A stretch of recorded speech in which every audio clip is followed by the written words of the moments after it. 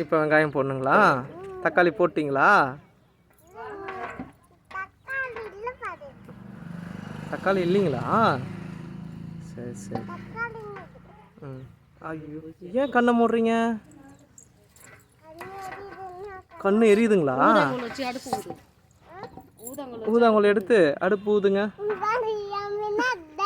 உங்கள் பின்னாடி தான் இருக்கா? சரி சரி, எடுத்து ஊதுங்க. உங்களுக்கு சளி பிடிச்சிச்சா?